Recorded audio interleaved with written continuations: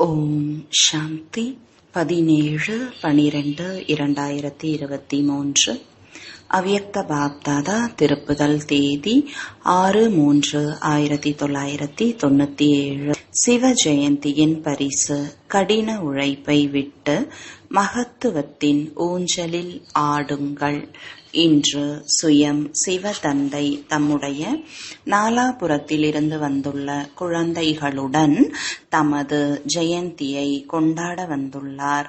சுயம் தந்தை சந்திப்பதற்காகவும் கொண்டாடுவதற்காகவும் வந்திருப்பது குழந்தைகளுக்கு எவ்வளவு பாக்கியம்! உலகத்தினரோ அழைத்து கொண்டே இருக்கிறார்கள். வாருங்கள், எப்போது வருவீர்கள், எந்த ரூபத்தில் வருவீர்கள், அழைத்து கொண்டே இருக்கிறார்கள். மற்றும் குழந்தைகள் உங்களோடு கொண்டாடுவதற்காக தந்தை அவரே வந்திருக்கிறார். இத்தகைய விசித்திரமான காட்சி ஒருபோதும் கனவில் கூட யோசித்து பார்த்து இருக்க மாட்டீர்கள். ஆனால் இன்று சாக்கார ரூபத்தில் கொண்டாடுவதற்காக ஓடோடி வந்திருக்கிறீர்கள்.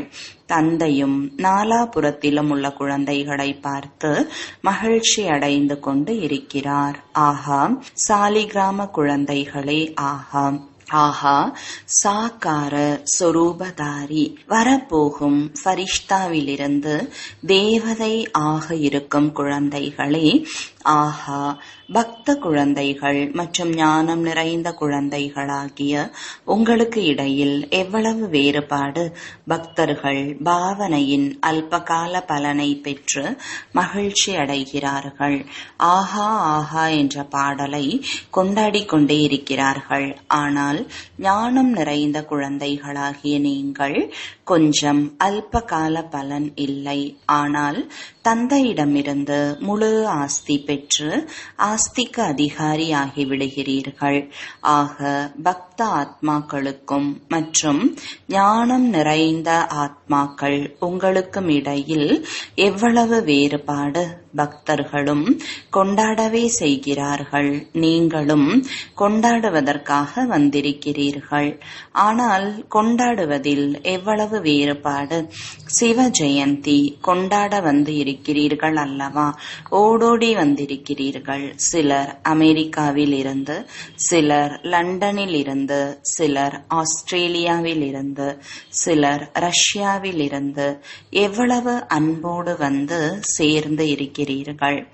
ஆக பாப்தாதா தந்தையின் ஜெயந்தி, அதோடு கூடவே குழந்தைகளுக்கும் ஜெயந்தி.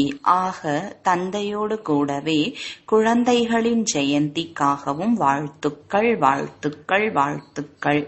ஏனென்றால் தந்தை தனியாக இந்த சாக்கார உலகில் குழந்தைகள் இல்லாமல் எந்த ஒரு காரியமும் செய்ய முடியாது. குழந்தைகள் மீது எவ்வளவு அன்பு தனியாக பிரிக்கவே முடியாது. முதலில் குழந்தைகளை நிமித்தமாக்கி, பிறகு முதுகெலும்பாகி அல்லது இணைந்தவராகி, செய்விப்பவராகி, நிமித்தமாகி குழந்தைகள் மூலம் காரியங்களை செய்வித்துக் கொண்டிருக்கிறார். சாக்கார உலகில் தனியாக குழந்தைகள் இல்லாமல் இருக்க அவருக்கு பிடிப்பது இல்லை. நிராகார உலகத்திலோ குழந்தைகள் நீங்கள் தந்தையை தனியாக விட்டு சென்று விடுகிறீர்கள். தந்தையின் கட்டளைப்படிதான் செல்கிறீர்கள். ஆனால் சாக்கார உலகத்தில் தந்தையால் குழந்தைகள் இல்லாமல் இருக்க முடிவது இல்லை. குழந்தைகள் அவசியம் துணையாக இருக்க வேண்டும். குழந்தைகளும் உறுதி கொடுக்கிறார்கள், கூடவே இருப்போம், நிராகார உலகம் வரை மட்டும் கூடவே செல்வோம்.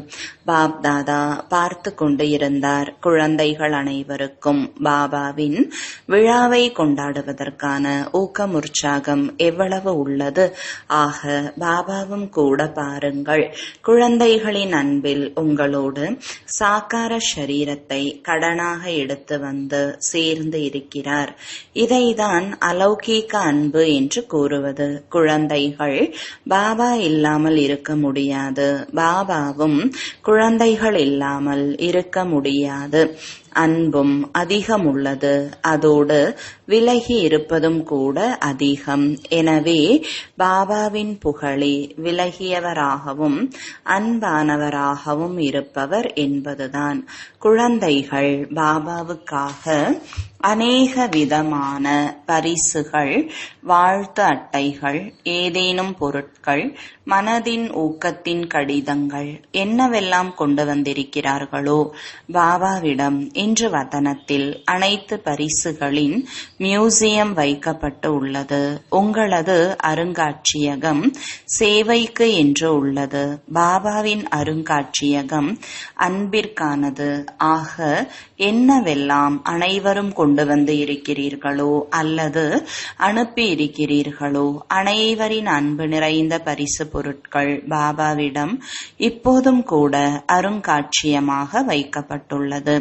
அவற்றை பார்த்து பார்த்து பாபா மகிழ்ச்சி அடைந்து கொண்டு இருக்கிறார். பொருள் பெரியது இல்லை, ஆனால் எப்போது பொருளில் அன்பு நிறைந்து விடுகிறதோ அப்போது அந்த சிறிய பொருளும் கூட மிக உயர்ந்ததாக ஆகிவிடுகிறது. ஆக பாப்தாதா பொருளை பார்க்கவில்லை, காகிதத்தின் அட்டையையோ கடிதத்தையோ பார்க்கவில்லை, ஆனால் அதில் நிறைந்துள்ள மனப்பூர்வ அன்பை பார்க்கிறார்.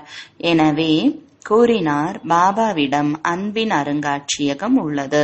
அந்த மாதிரி அருங்காட்சியகம் உங்கள் உலகத்தில் இல்லை. அந்த மாதிரி அருங்காட்சியகம் இருக்கிறதா? இல்லை. எப்போது பாபா அன்பின் ஒவ்வொரு பரிசை பார்க்கிறாரோ அப்போது பார்த்ததுமே குழந்தைகளின் முகமதில் தென்படுகிறது. அந்த மாதிரி புகைப்பட கருவி உங்களிடம் உள்ளதா? இல்லை. பரிசை பார்த்து பாப்தாதாவிற்கு ஒரு சுப சங்கல்பம் எழுந்தது. கூறவா? செய்ய வேண்டி இருக்கும். செய்வீர்களா? தயாரா? யோசிக்க கூடாது. பாப்தாதாவிற்கு சங்கல்பம் எழுந்தது. இந்த பரிசோ பாபாவிடம் சென்று சேர்ந்தது. ஆனால் அதோடு பாப்தாதாவிற்கு இன்னும் ஒரு பரிசும் வேண்டும். அந்த பரிசை கொடுப்பீர்களா? இந்த ஞாபகார்த்தத்தை கொண்டாடுகிறீர்கள். சிவ ஜெயந்தி என்றால் எதையாவது அர்ப்பணிக்கிறார்கள், பலியாகிறார்கள். ஆக பாப்தாதா யோசித்தார், எல்லா குழந்தைகளுமே பலியாகிறார்கள். பலியாகி விட்டீர்களா? அல்லது தங்களிடம் இன்னும் கொஞ்சம் கொஞ்சம் பத்திரப்படுத்தி வைக்கிறீர்களா? இன்றைய நாளில் விரதமும் மேற்கொள்கிறார்கள். எனவே பாப்தாதாவிற்கு சங்கல்பம் வந்தது, குழந்தைகளில் யார் அவ்வப்போது கொஞ்சம் போக போக களைத்து போகிறார்கள், கடின உழைப்பை அதிகம் அனுபவம் செய்கிறார்கள், அல்லது நிரந்தர நினைவு வைப்பது என்பது கடினமாக ஆகிறது, யோசிக்கிறார்கள், நடந்துவிடும். பாபாவிற்கு ஆறுதல் சொல்கிறார்கள், நீங்கள் கவலைப்படாதீர்கள் பாபா, சரியாகிவிடும். ஆனால் பாப்தாதாவிற்கு குழந்தைகளின் களைப்பு அல்லது தனிமை அல்லது சில நேரம் ஏதாவது கொஞ்சம் மனசோர்வும் அடைந்து விடுகிறார்கள். நமக்கு பாக்கியம் இருக்கிறதா என தெரியவில்லையே. சில நேரம் அந்த மாதிரி யோசிக்கிறார்கள் என்றால் அது பாபாவிற்கு பிடிக்கவில்லை. அனைத்தையும் விட அதிகமாக பாபாவிற்கு குழந்தைகளின் கடின உழைப்பு பிடிக்கவில்லை. எஜமானன் மற்றும் கடின உழைப்பு பாபாவிற்கும், குழந்தையிலிருந்து எஜமானன் பகவானுக்கும், எஜமானன் மற்றும் பிறகு கடின உழைப்பு செய்கிறார்கள். இது நன்றாக இருக்கிறதா? கேட்பதற்கு கூட பிடிக்கவில்லை. ஆக பாபாவிற்கு சங்கல்பம் வந்தது, குழந்தைகள் பிறந்த நாள் பரிசை கொடுக்கிறார்கள். அப்போது ஏன் இன்றைய நாள் குழந்தைகள் அனைவரும் இதை பரிசின் ரூபத்தில் கொடுக்க கூடாது? அந்த ஸ்தூல பரிசு கொடுத்தது வதனத்தில் வெளிப்பட்டு விட்டது. ஆனால் நிராகார உலகத்தில் இந்த பரிசு வெளிப்படாது. அங்கு சங்கல்பத்தின் பரிசுதான் வந்து சேர்கிறது. ஆகவே பாபாவிற்கு சங்கல்பம் வந்தது, இன்றைய தினம் குழந்தைகள் அனைவரிடம் இருந்தும் பரிசு பெற வேண்டும். அப்போது பரிசு கொடுப்பீர்களா அல்லது கொடுத்து விட்டு பிறகு அங்கே சென்றதும் திரும்ப பெற்றுக் கொள்வீர்களா? மதுபனுக்குரியது மதுபனிலேயே இருந்துவிட்டது மற்றும் தங்கள் தேசத்திற்கு உரியது இந்த தேசத்தில் உள்ளது என்று சொல்வீர்களா? அவ்வாறு சொல்ல மாட்டீர்கள் தானே. குழந்தைகள் மிகவும் புத்திசாலி ஆகிவிட்டீர்கள். பாபாவிற்கு சொல்கிறீர்கள், நாங்கள் திரும்ப வரட்டும் என்று விரும்பவில்லை, ஆனால் வந்து விடுகிறது என்றால் நீங்கள் ஏன் ஏற்றுக்கொள்கிறீர்கள்? வந்து விடுகிறது, அது சரிதான். ஆனால் எந்த ஒரு பொருளும் உங்களுக்கு பிடிக்கவில்லை மற்றும் யாராவது வலுக்கட்டாயமாக கொடுத்தால் நீங்கள் பெற்றுக்கொள்வீர்களா அல்லது திருப்பி கொடுத்து விடுவீர்களா? திருப்பி கொடுத்து விடுவீர்கள் அல்லவா? பிறகு ஏன் ஏற்றுக்கொள்கிறீர்கள்? மாயையோ திரும்ப கொண்டு வரும், ஆனால் நீங்கள் ஏற்றுக்கொள்ளாதீர்கள். அந்த அளவிற்கு தைரியம் உள்ளதா? யோசித்து சொல்லுங்கள். பிறகு அங்கே போய் சொல்லக்கூடாது, பாபா என்ன செய்வேன், விரும்பவில்லை, ஆனால் ஆகிவிட்டது. அந்த மாதிரி கடிதம் எழுத மாட்டீர்கள் அல்லவா? உங்களுடையது தைரியம் மற்றும் பாபாவின் உதவி. தைரியத்தை குறைத்து விடக்கூடாது. பிறகு பாருங்கள், பாபாவின் உதவி கிடைக்கிறதா இல்லையா என்று.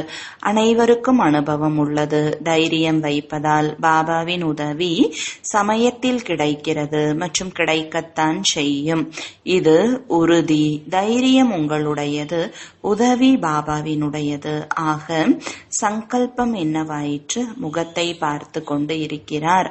தைரியம் உள்ளதா இல்லையா என்று. நீங்கள் தைரியசாலிகள்தான். ஏனென்றால் தைரியம் இல்லை என்றால் பாபாவினுடையவராக ஆகியிருக்க மாட்டீர்கள். ஆகிவிட்டீர்கள். இதிலிருந்து தைரியம் உள்ளது என்பது உறுதியாகிறது. ஒரு சின்ன விஷயம் செய்கிறீர்கள், சமயத்தில் தைரியத்தை கொஞ்சம் மறந்து விடுகிறீர்கள். ஏதேனும் நடந்துவிட்டால் பின்னால் தைரியம் அல்லது உதவி நினைவிற்கு வருகிறது. சமயத்தில் சர்வ சக்திகள் சமயத்திற்கு ஏற்றார் போல பயன்படுத்த வேண்டும். இதைதான் ஞானம் நிறைந்த ஆத்மா, யோகம் நிறைந்த ஆத்மா என சொல்வது. பாப்தாதாவிற்கு ஒரு விஷயத்தில் மிகுந்த மகிழ்ச்சி. எந்த விஷயம் என தெரிகிறதா? சொல்லுங்கள். அனைவரும் சரியாக தான் சொல்கிறீர்கள், ஆனால் பாபாவின் சங்கல்பம் வேறு. நீங்கள் மிக நுட்பமானதை சொல்லிக் கொண்டிருக்கிறீர்கள்.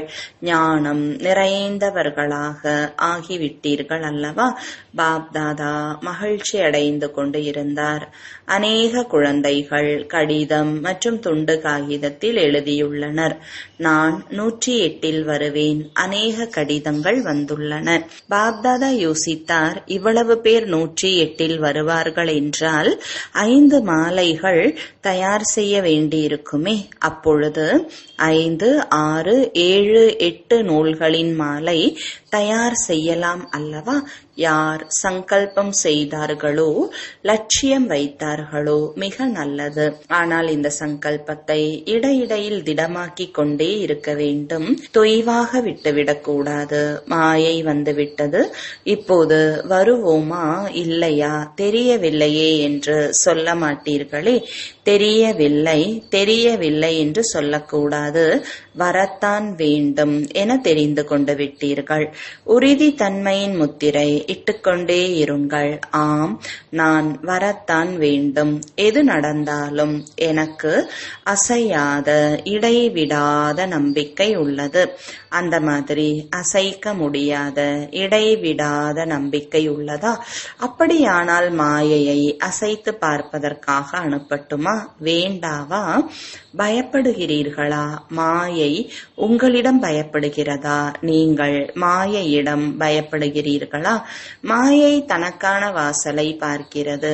இங்கே திறந்து இருக்கிறதா, அங்கே திறந்து இருக்கிறதா, தேடிக்கொண்டே இருக்கிறது. நீங்கள் ஏன் பயப்படுகிறீர்கள்? மாயை ஒன்றுமே இல்லை. ஒன்றும் இல்லை என்று சொல்வீர்கள் என்றால் ஒன்றும் இல்லாமல் போய்விடும். வர முடியாது என்றால் வர முடியாது. என்ன செய்வது? அப்போது மாயைக்கான கதவை திறந்து விட்டீர்கள், வரவழைத்து விட்டீர்கள். ஆக இது நல்ல விஷயம். அநேக குழந்தைகள் 108 வருவதற்கான உறுதிமொழியை எடுத்து எடுத்துக்கொண்டு இருக்கிறார்கள். எடுக்கிறார்கள் அல்லவா? 108 வருவோம் என்று யார் சொன்னார்களோ அவர்கள் நன்றாக கையை உயர்த்துங்கள், நன்றாக ட்ரில் செய்யுங்கள். மிக நன்று, வாழ்த்துக்கள். 108 எத்தனை பேர் வருவார்கள்? நாம் எங்கே வரப்போகிறோம் என்று யோசிக்காதீர்கள். முதலில் என்ன துவங்குகிறார்கள்? தாதி வருவார், தீதி வருவார், தாதாவும் வருவார், அட்வான்ஸ் பார்ட்டியில் உள்ளவர்களும் வருவார்கள். நமது நம்பர் வருமா இல்லையா தெரியவில்லை. பாப் தாதா சொல்லி இருக்கிறார். பாப் தாதா 8, 10 வரிசைகளின் மாலையை தயார் செய்வார். அதனால் நீங்கள் கவலைப்பட வேண்டாம், மற்றவர்களை பார்க்காதீர்கள். உங்களுக்கு நம்பர் கிடைக்கத்தான் போகிறது. இது பாபா தரும் உறுதிமொழி. நீங்கள் ஒதுங்கக்கூடாது. மாலையின் இடையில் காலியாக வைக்கக்கூடாது. 1 மணி இடையில் விடுபட்டு விட்டது, வெளியேறி விட்டது என்றால் நன்றாக இருக்காது. இதை மட்டும் செய்யக்கூடாது. மற்றபடி பாபா உத்திரவாதம் தருகிறார், நீங்கள் கண்டிப்பாக வருவீர்கள். இன்றோ கொண்டாடுவதற்காக வந்து இருக்கிறோம், முரளி சொல்வதற்காக வரவில்லை. இன்னும் யாரெல்லாம் இருக்கிறீர்களோ அவர்கள் மாலையில் வந்து விடுங்கள். 108 மாலையில் அனைவருக்கும் வரவேற்பு. இதுவோ பக்தி மார்க்கத்தினர் 108 மாலையை உருவாக்கி இருக்கிறார்கள்.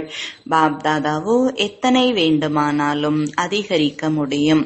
இதில் மட்டும் பரிசு பாபா அவசியம் பெற்றுக்கொள்வார். பரிசை விட்டுவிட மாட்டார். எந்த ஒரு குழந்தையாவது கொஞ்சம் மேலே கீழே இருந்தாலும், அசையாத நிலையிலிருந்து சிறிது குழப்பத்தில் வந்தாலும் அதற்கான காரணம் 3 விஷயங்கள் மட்டும் முக்கியமானவை. அதே 3 விஷயங்கள் விதவிதமான பிரச்சனை அல்லது குழப்பமான சூழல்களாக வருகின்றன. அந்த 3 விஷயங்கள் எவை? அசுபமான அல்லது வீணானதை யோசிப்பது, நல்லது இல்லாத அல்லது வீணானவற்றை பேசுவது மற்றும் கெட்ட அல்லது வீணானதை செய்வது, யோசிப்பது, பேசுவது மற்றும் செய்வது. இதில் நேரம் அதிகம் வீணாகிறது. இப்பொழுது பாவகர்மங்கள் குறைகின்றன, வீணானவை அதிகமாகின்றன. வீணானவற்றின் புயல் அசைத்து விடுகிறது. முதலில் சிந்தனையில் வருகிறது, பிறகு பேச்சில் வருகிறது, அதன் பிறகு கர்மத்தில் வருகிறது. முடிவில் பார்த்தால் சிலருக்கு பேச்சு மற்றும் கர்மத்தில் வருவது இல்லை, ஆனால் யோசிப்பதில் அதிகம் வருகிறது.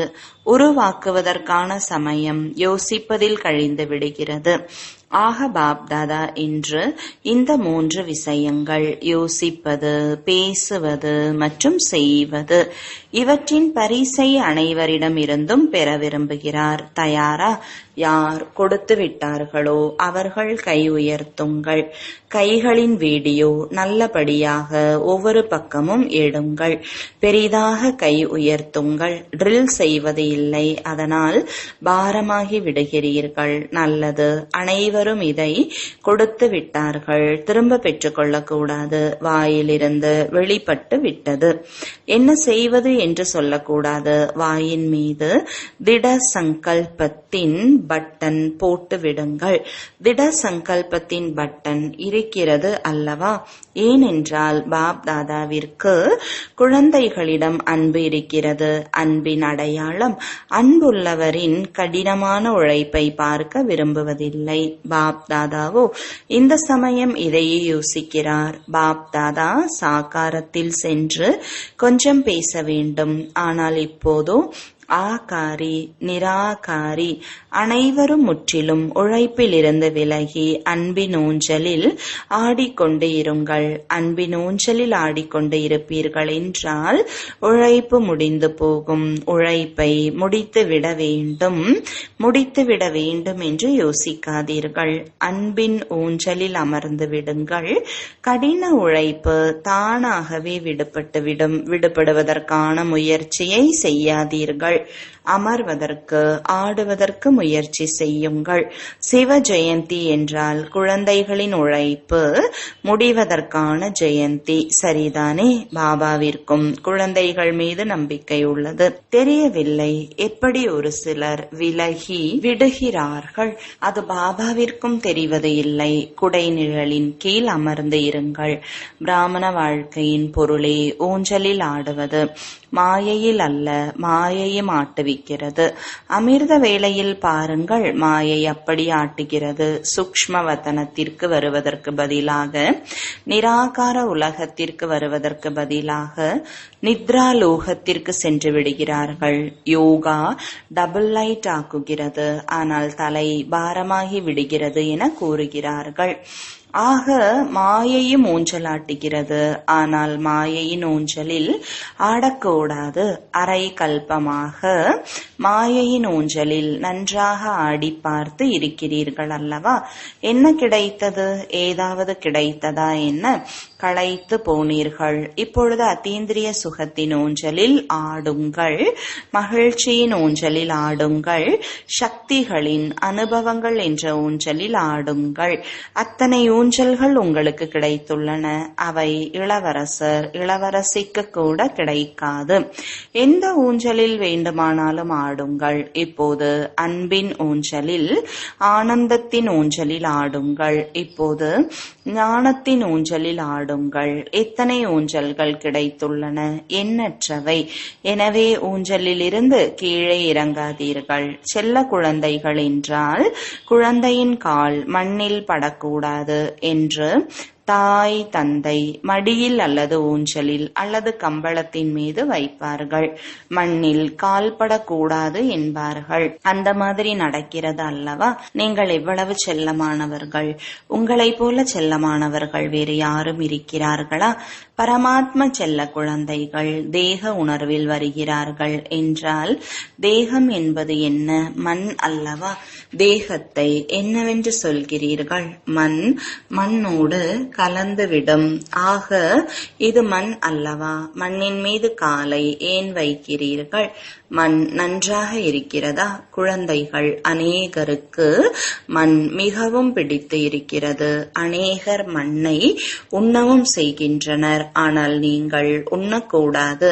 காலையும் மண்ணில் வைக்காதீர்கள். சங்கல்பம் வருவது என்றால் காலை வைப்பது என பொருள். சங்கல்பத்தில் கூட தேக உணர்வு வரக்கூடாது. யோசியுங்கள், நினைவு வையுங்கள். நாம் எவ்வளவு செல்லமானவர்கள்!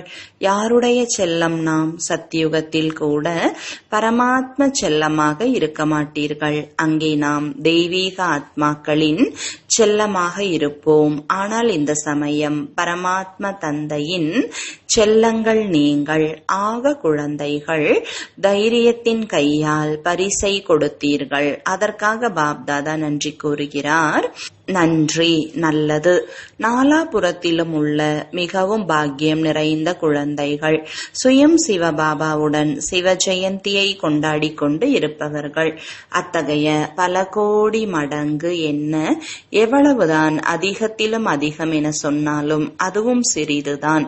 அப்படிப்பட்ட மகான் பாக்கியவான் ஆத்மாக்கள் எப்பொழுதும் தந்தையின் ஆணைப்படி ஒவ்வொரு அடியையும் வைக்கக்கூடிய பாபாவின் அன்பான மற்றும் நெருங்கிய ஆத்மாக்கள். எப்பொழுதும் எஜமான தன்மையின் ஆசனத்தில் இருக்கக்கூடியவர் மற்றும் வருங்கால சிம்மாசனத்திற்கு அதிகாரியான சிரேஷ்ட ஆத்மாக்களுக்கு எப்பொழுதும் பாபாவின் கூடவே மகிழ்ச்சியுடன் அன்பின் ஊஞ்சலில் ஆடியவாறு கூடவே செல்லக்கூடிய அத்தகைய பாப்தாதாவின் துணையாக இருக்கும் குழந்தைகளுக்கு பாப்தாதாவின் பிறந்த நாள் வாழ்த்து மற்றும் அன்பு நினைவை ஏற்றுக்கொள்ளுங்கள். பாபாவின் அனைத்து எஜமானர்களுக்கும் வணக்கம். ஆன்மீக தந்தைக்கு ஆன்மீக குழந்தைகளின் அன்பு நினைவுகளும் வணக்கங்களும் வரதானம்.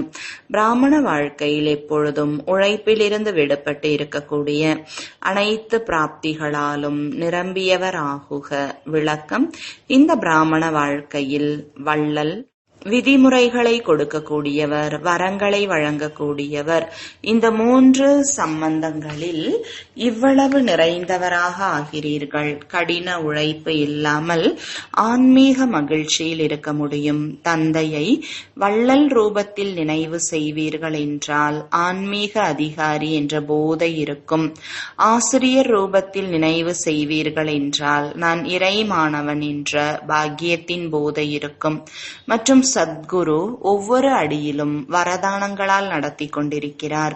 ஒவ்வொரு கர்மத்திலும் உயர்ந்த வழி வரங்களை வழங்கும் வள்ளலின் வரதானம். அதுபோல அனைத்து பிராப்திகளாலும் நிரம்பியவராக இருப்பீர்கள் என்றால் கடின உழைப்பிலிருந்து விடுபட்டு விடுவீர்கள். ஸ்லோகன்: புத்தியின் லேசான தன்மை மற்றும் நுட்பமான தன்மைதான் அனைத்திலும் அழகிய தனித்தன்மை ஆகும். குறிப்பு: இன்று சர்வதேச யோக தினம். 3வது ஞாயிற்றுக்கிழமை மாலை 6:30 முதல் 7:30 வரை சகோதர சகோதரிகள் அனைவரும் யோக பயிற்சியின் அனுபவம் செய்ய வேண்டும். நான் தபஸ்வி ஆத்மா விதைரூப சிவ தந்தையுடன் கல்ப விருட்சத்தின் வேரில் அமர்ந்து இருக்கிறேன்.